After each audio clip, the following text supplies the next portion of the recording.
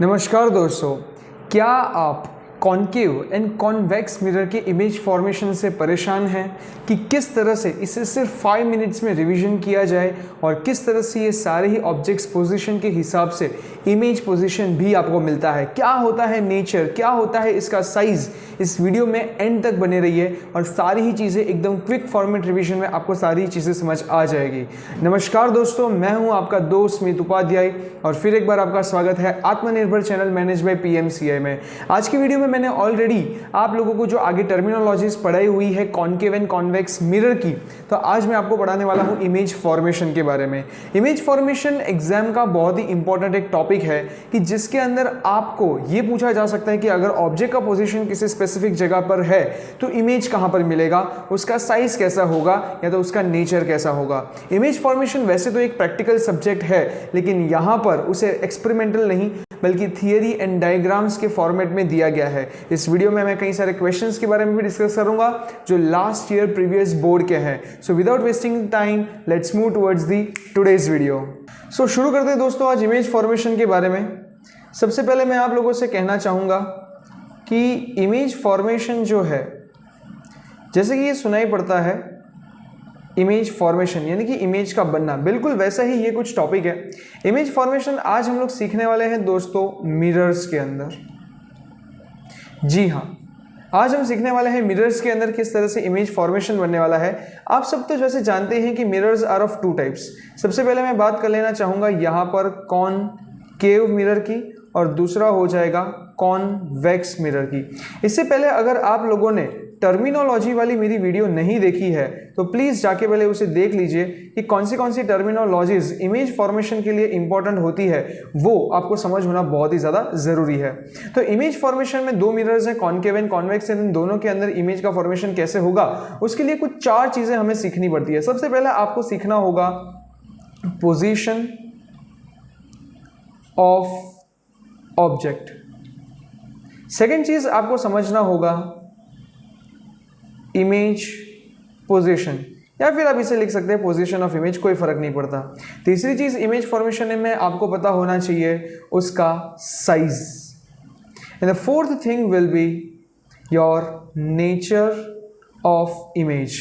अब इसे गौर से देखें तो पोजीशन ऑफ इमेज मतलब कि ऑब्जेक्ट को आपने कहां पर रखा हुआ है, उसका एग्जैक्ट पोजीशन क्या है उसके बारे में हमें यहाँ पर जानना होगा। ऑब्जेक्ट की पोजीशन के हिसाब से हमें इमेज का पोजीशन भी मिलेगा। तो हम इमेज का पोजीशन जो है वो भी स्टडी करेंगे, बट डिपेंड करता है कि ऑब्जेक्ट कहाँ पर रखा हुआ है। अब ये दोनों ही प्लेसमेंट्स के हिसाब से उसका साइज डिपेंड करेगा कि उसका साइज कैसा होगा। यानी कि यहाँ पर बात हो रही है इमेज के साइज की, क्योंकि कुछ इमेजेस ऐसी होती है कि जिसका साइज ऑब्जेक्ट से बिग यानी कि एनलार्ज्ड होता है, और हो सकता है कि किसी ऑब्जेक्ट्स की इमेज जो है वो आपको बहुत ही डिमिनिश्ड या तो एकदम ही पॉइंट साइज आपको मिलने वाली है। तो ये दोनों चीज़ को हम लोग बारीकी से समझेंगे और फिर हम लोग बात कर लेते हैं नेचर के बारे में। नेचर यानी कि इमेज 2 टाइप की होती है, एक होती है रियल तो दूसरी होती है दोस्तों वर्चुअल। अब ये जो रियल इमेज है और ये जो वर्चुअल इमेज है, इन दोनों में फ़र्क है। ऑलरेडी आपको पता ही होगा कि रियल इमेज की जिसको हम स्क्रीन के ऊपर ऑब्टेन कर सकते हैं, वर्चुअल इमेज वैसी है जो दिखता है पर होता नहीं है और होता है वो दिखता नहीं है, कुछ ऐसा टाइप का, यानी कि जिसको हम स्क्रीन के ऊपर रिकॉर्ड नहीं कर सकते, स्क्रीन के ऊपर ऑब्टेन नहीं कर सकते। तो ये 4 चीज़ें दोस्तों आपकी इमेज फॉर्मेशन के अंदर बहुत इंपॉर्टेंट तरीके से आपको समझना होगा। सबसे पहले मैं यहां पे शुरू करता हूं आपके साथ इमेज फॉर्मेशन के अंदर कॉनकेव मिरर में। तो मैं सारे के सारे केसेस जो अभी पढ़ाऊंगा इमेज फॉर्मेशन में वो होगा कॉनकेव मिरर का। हालांकि इमेज फॉर्मेशन से पहले जिस तरह से टर्मिनोलॉजी बहुत ही इंपॉर्टेंट चीज़ है, ठीक उसी तरह से एक और इंपॉर्टेंट चीज़ है दोस्तों रे डायग्राम। अगर आपने रे डायग्राम नहीं स्टडी किया हुआ है तो डेफिनेटली कीजिए। मैं ट्राई करूंगा कि इमेज फॉर्मेशन के साथ साथ आप लोगों को मैं रे डायग्राम भी सिखा दूं। तो सबसे पहले मैं कहना चाहूंगा कि यहाँ पर कॉनकेव मिरर के अंदर इमेज फॉर्मेशन के टोटल 6 केसेस हमें पढ़ने होंगे। तो शुरू करते हैं सबसे पहली इमेज के साथ, पहले केस के साथ। यहाँ पर मैं ले लेना चाहूँगा सबसे पहले एक कॉनकेव मिरर। ये हमने बना दिया इसका प्रिंसिपल एक्सिस, यहाँ पर हम इसे कह देंगे पोल। तो ये सारी टर्मिनोलॉजीज है जो आपके लिए बहुत ही इंपॉर्टेंट चीज़ होगी। अब ये फर्स्ट केस का, जैसे कि मैंने आप लोगों को कहा था कि हम 4 चीज़ें सबसे पहले ही हम लोग ले लेंगे। पहला हो जाएगा हमारा ऑब्जेक्ट का position, second will be our image position, third is going to be our size and fourth is going to be our nature. ये चारों की चारों चीज़ें जो है वो यहाँ पर हमें समझनी होगी। तो सबसे पहले केस में मैं लिखता हूँ कि ऑब्जेक्ट का पोजीशन जो है दोस्तों वो इन्फिनिटी पे आपको देखने को मिलेगा। You can assume it as a sun, कि सन जितना दूर है उतने ही दूर हमारी ऑब्जेक्ट है, यानी कि इन्फिनिटी पे हमने ऑब्जेक्ट पोजीशन लिया हुआ है। तो समझ लीजिए कि इन्फिनिटी से ये सारी की सारी रेज आ रही है कुछ ऐसे। अब आप देख सकते हो कि इन्फिनिटी से जो ये रेज आ रही है इसको हम लोग कह देंगे इंसिडेंट रे। और हमेशा याद रखना कि इमेज फॉर्मेशन हमेशा 2 रे की मदद से ही पढ़ाई की जाती है। ऐसा नहीं कि ऑब्जेक्ट्स में से सिर्फ 2 ही रेज निकलती है, लेकिन just a sake of clearance हम लोग 2 रेज यहाँ से लेते हैं। तो आप देख सकते हो कि इंसिडेंट रेज यहाँ से दोनों जगह से निकल रही है, and when they are touching at a reflecting surface, कि जब ये हमारे कॉनकेव मिरर को जब ये टच कर रही है तो वो यहाँ पर रिफ्लेक्ट होके किसी एक पॉइंट पे प्रिंसिपल एक्सिस पे मीट करेगी, और उस पॉइंट को हम लोग कह देंगे एफ कहे तो फोकस, और सिर्फ फोकस नहीं हम इसे कह देंगे प्रिंसिपल फोकस। तो दोस्तों हमें यहाँ पे फोकस पे यहाँ पर इमेज मिल रही है, तो इसीलिए हमारा इमेज का पोजीशन हो जाएगा क्या, फोकस। अब हो सकता है कि जिसने पहली बार ये इमेज फॉर्मेशन पढ़ा उसके लिए थोड़ा सा ये टफ है, लेकिन इसीलिए मैंने कहा आप लोगों को कि आपको रे डायग्राम पढ़ना चाहिए सबसे पहले, क्योंकि रे डायग्राम में सिंगल रे की मदद से वहां पर आपको सिर्फ और सिर्फ रूल्स सिखाए जाते हैं कि एग्जैक्टली किस तरह से रे बिहेव करती है। तो पहला रूल आप ध्यान से देख सकते हो, जब कभी भी एक सिंपल सा रूल है कि जब कभी भी कोई भी इंसिडेंट रे अगर पैरेलल है प्रिंसिपल एक्सिस से, फिर से अगर कोई इंसिडेंट रे पैरेलल है प्रिंसिपल एक्सिस से, तो रिफ्लेक्टेड रे जो है वो हमेशा फोकस से पास होगी। इसका प्रैक्टिकल एक्सपीरियंस कीजिए। देखिए ये सबसे पहले इंसिडेंट रे है और ये प्रिंसिपल एक्सिस से पैरेलल है, तो incident ray parallel to principal axis, तो टच होने के बाद जो ये वाली रे है, ऑफ कोर्स इस रे को हम लोग कह देंगे रिफ्लेक्टिंग रे। तो ये कहां पर मीट होगी, ये पास होगी दोस्तों फोकस से। तो इसी तरह से ये रे डायग्राम्स बिहेव करते हैं। तो यहां पर हमेशा 2 रेज ही लेनी है। अब ये क्वेश्चन अराइज हो सकता है कि कौन सी रे हम लोग ले, क्यों हम लोग यही रे लेते हैं, क्योंकि आगे एक जगह आगे जैसे जैसे आप दूसरे केसेस पढ़ेंगे तो उसमें दूसरी पोजीशन से भी कई सारी रेज ली हुई है। तो दोस्तों वो आपको मेमोराइज करना है कि कौन सी रे कहां से पास हो रही है। लेकिन मेरे पास एक शॉर्ट ट्रिक है जो मैं आपको वीडियो के एंड में जरूर दिखाऊंगा, कि जिसके अंदर सिर्फ एक रे डायग्राम को ध्यान रख के या फिर एक इमेज फॉर्मेशन को याद रख के आप 6 के 6 केसेस एक साथ लर्न कर सकते हो। तो ये था सबसे पहला हमारा केस कि जिसके अंदर इमेज का पोजीशन था हमारा इन्फिनिटी पे, और इसीलिए हमें इमेज मिल रहा था प्रिंसिपल फोकस पे। आप देख सकते हो कि साइज तो एकदम पॉइंट लाइक है, तो हम लोग यहां पे कह देंगे साइज डिमिनिश्ड है। साइज एकदम छोटा सा डिमिनिश्ड पॉइंट लाइक आप लिख सकते हो इसके लिए। और इसका नेचर, तो मैं आप लोगों को एक छोटा सा ट्रिक देता हूं। मान लीजिए कि यहां पर इसे आप एक 2 पार्ट्स में डिवाइड कर दीजिए, पोल से यहां पर दोनों केसेस को 2 पॉइंट में डिवाइड कर लीजिए। अब यहां पे एरो से ये वाला साइड जो है उसको हम LHS लिख देते हैं, और ये है हमारा RHS। याद रखिए अगर मिरर के अंदर, मिरर का ही ये सिर्फ रूल है, मिरर के अंदर अगर आपका ऑब्जेक्ट और आपका इमेज अगर दोनों सेम साइड है, कहाँ है, दोनों सेम साइड है, यानी कि अगर दोनों के दोनों LHS में है तो वो आपका इमेज हो जाएगा real. But if in case they are on the opposite side, तो याद रखिएगा कि वो हो जाएंगे आपके वर्चुअल इमेज। तो यहाँ पर दोनों ही सेम साइड है, क्योंकि देखिए सन हो सकता है कि कहीं यहाँ पर होगा और यहीं पर आपको अपना इमेज भी मिला, तो यानी दोनों चीजें आपकी LHS में ही मिल रही है, that's why it's a real. और याद रखिए रियल के साथ हमेशा एक पैर होगी, रियल अगर इमेज है तो वो हमेशा हो जाएगी inverted, real and inverted image. Inverted का मतलब और कुछ नहीं है दोस्तों, जो उल्टा हो जाता है, ठीक है, it's an opposite of erect, यानी कि अगर कोई चीज ऐसे सीधी है तो उसका उल्टा यानी कि इन्वर्टेड उल्टा हो जाएगा, ठीक है। तो इस तरह से आपको इन्वर्टेड इमेज इसके अंदर देखने को मिलेगी। This was all about the first case. Moving towards the second case guys. अब अगर हम बात करें सेकेंड केस में, और वो भी हमारा हो जाएगा कॉनकेव मिरर के अंदर, तो यहाँ पर okay, so talking about the case number second from the concave mirror, यहाँ पर आप देख सकते हो कि यहाँ पे आपके पास पोल है। यहाँ पर हम अज्यूम कर लेते हैं कि हमारे पास सेंटर ऑफ कर्वेचर है और उसका आधा यानी कि हमारे पास यहाँ पर एफ है। अब देखने वाली बात यह है कि यहाँ पर ऑब्जेक्ट का पोजीशन कहाँ रहता है। तो ऑब्जेक्ट का पोजीशन जो है दोस्तों वो है हमारा बियॉन्ड सी। बियॉन्ड सी का मतलब कि सी से वो काफ़ी दूर है। तो यहाँ पर मैं ऑब्जेक्ट को प्लेस करता हूँ और उसको नाम दे देता हूँ ए बी। अब आप ध्यान से देख सकते हो कि मैंने कहा था कि हमेशा दो रे डायग्राम की मदद से ही हम लोग इमेज फॉर्मेशन पढ़ेंगे। तो यहाँ पर दो रे की मदद से हम लोग करेंगे, लेकिन पहला रे कौन सा होगा?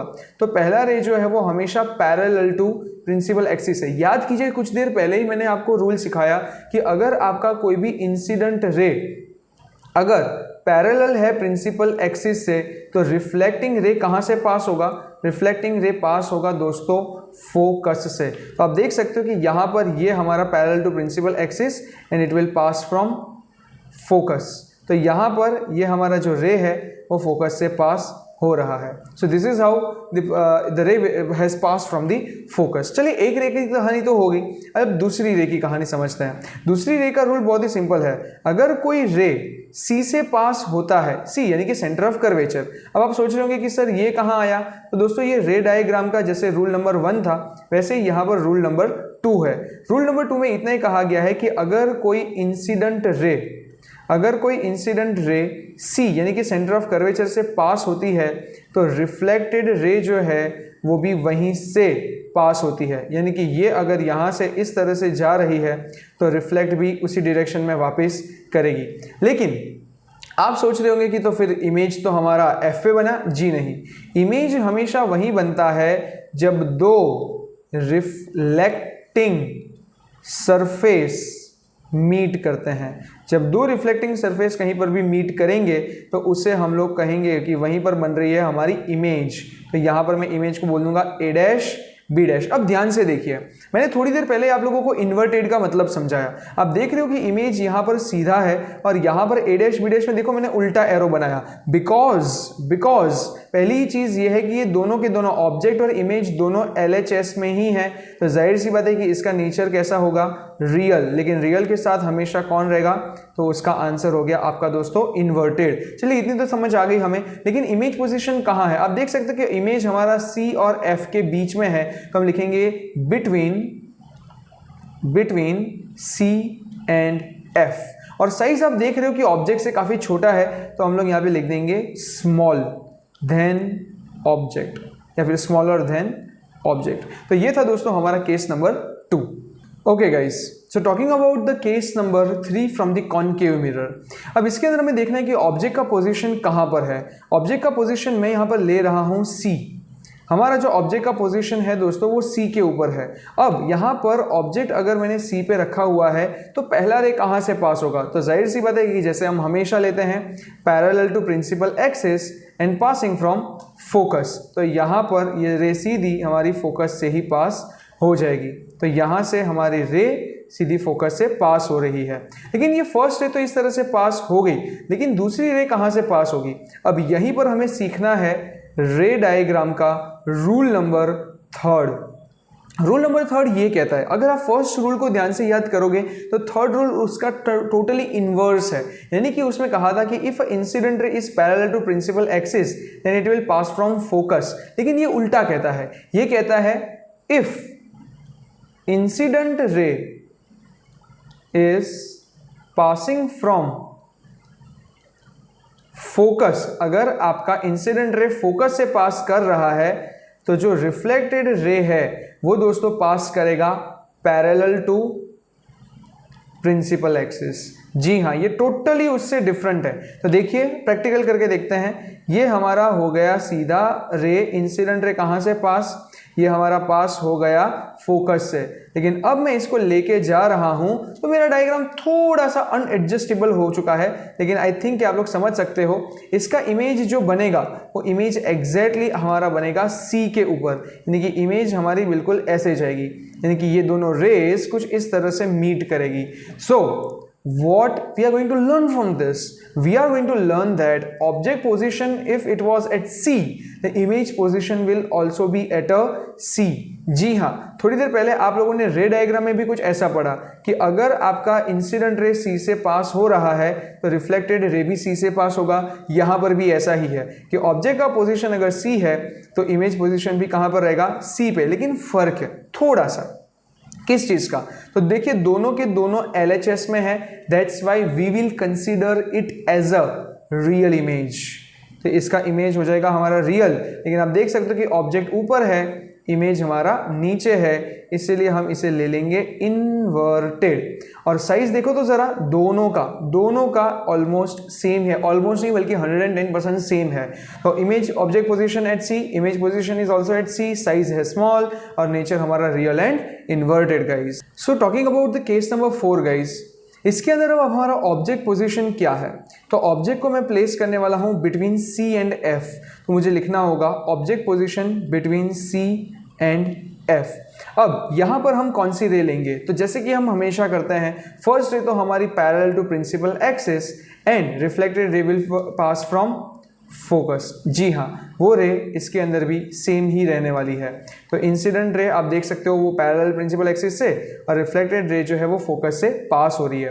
बट इसके अंदर थोड़ा सा चीज़ें वेराइड है, क्योंकि इसके अंदर सेकेंड रे जो है वो थोड़ा सा हम ऐसा कहेंगे it is passing from the C, यानी कि रे कुछ ऐसे पास होगी सी से।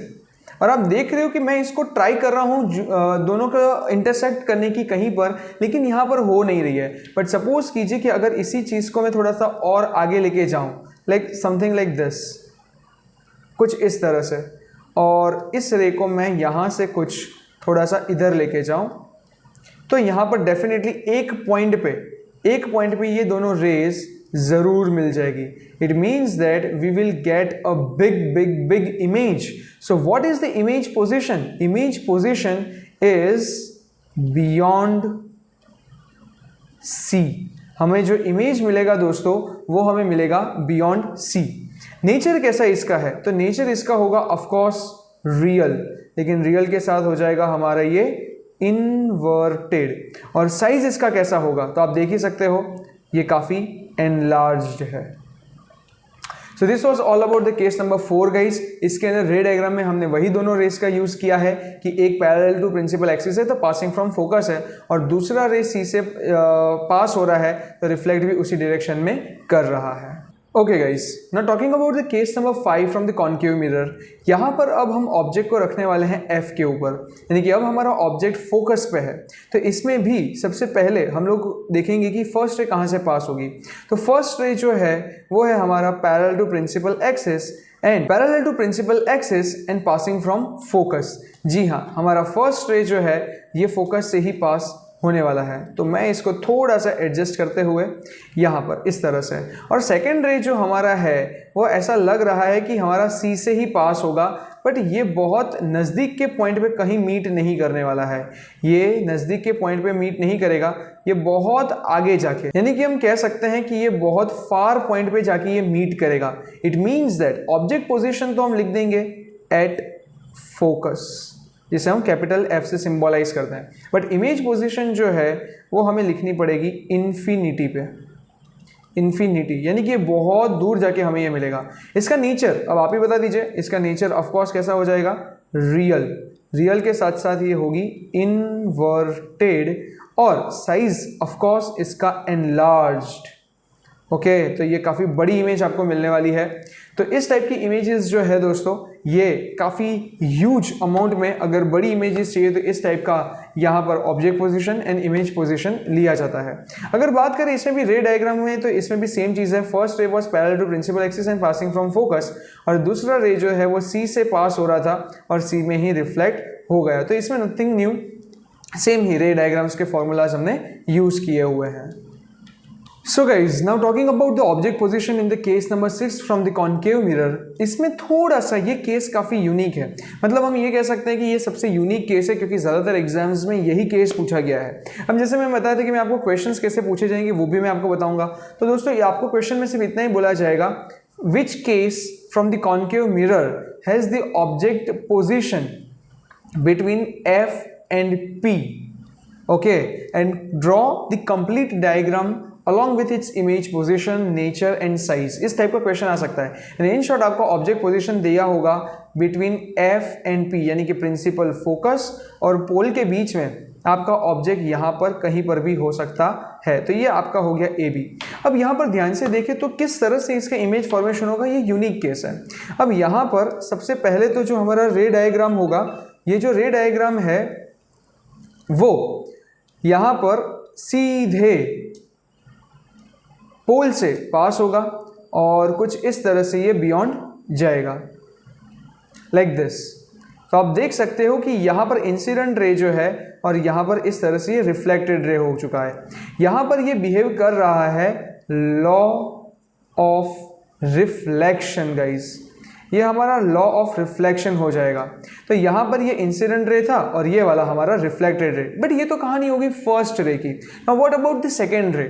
सेकेंड रे को अगर आप ध्यान से देखोगे तो यहाँ पर जो ऑब्जेक्ट का सेकेंड रे है वो पास हो रहा है guys from C. It will pass from C and it will go beyond C. But एक सेकेंड, यहाँ पर आप कहीं पर भी देख रहे हो कि रेज कहीं पे मीट कर रही है, और इमेजेस तो वहीं पे बनती है कि जहाँ पर रेज मीट करती है। रेज मीट करेगी, ठीक है, लेकिन वो वर्चुअल फॉर्म में करेगी लाइक दिस। तो यहाँ पर ये आपकी इमेजेस बनेगी बट ओवर हियर। तो यहाँ से हम कह सकते हैं that you will get image over here, यानी कि मिरर के दूसरे साइड। अब ये सबसे यूनिक केस इसीलिए शायद है क्योंकि ऑब्जेक्ट पोजीशन आपका F और P के बीच में जब था तो आपका इमेज पोजीशन क्या था? Behind the mirror, behind the mirror. It was not on the same side of the mirror. ये हमारे मिरर का शेडेड पार्ट है, यानी कि सिल्वर नाइट्रेट के कोटिंग वाला पार्ट है दोस्तों ये। तो ये दूसरी साइड हमें मिला, तो behind the mirror. What will be the nature? बाकी सबसे इसका नेचर अलग है क्योंकि इसका नेचर कैसा होगा, ये दोनों सेम साइड नहीं है LHS और RHS में। तो ये एक LHS में है और एक RHS में, इसीलिए ये हमें मिलेगा वर्चुअल इमेज। ये वर्चुअल इमेज होगा। और याद रखिए वर्चुअल के साथ इसमें और भी एक यूनिक चीज है कि देखिए दोनों ऑब्जेक्ट और इमेज दोनों ही सेम स्टाइल में खड़े हैं, यानी कि ये इरेक्ट हो जाएगा। इरेक्ट का मतलब होता है अप स्ट्रेट, राइट। तो वर्चुअल के साथ हमेशा इरेक्ट होगा और साइज आप देखो तो bigger than your object, bigger than object. Object से सब थोड़ा सा बड़ा इसका इमेज आपको मिलेगा, but this will be the most unique case because it is giving you the virtual image. So I hope दोस्तों कि आपको ये सारा ही कंटेंट समझ में आ गया होगा। अगर आपको फिर भी कुछ भी कंफ्यूजन है तो कमेंट सेक्शन में आप कमेंट करके मुझे बता सकते हैं, या फिर आप हमें हमारी इंस्टाग्राम या तो फिर फेसबुक आईडी पर भी आप अपने सजेशंस या क्वेश्चंस भेज सकते हैं। Thank you so much guys for watching this video. Share कीजिए, सब्सक्राइब कीजिए हमारे चैनल को, और ज्यादा ऐसे कंटेंट के लिए बेल आइकन को हिट करना बिल्कुल ही मत भूलिएगा। Thank you so much guys for watching this video and giving your time. जय हिंद, जय भारत।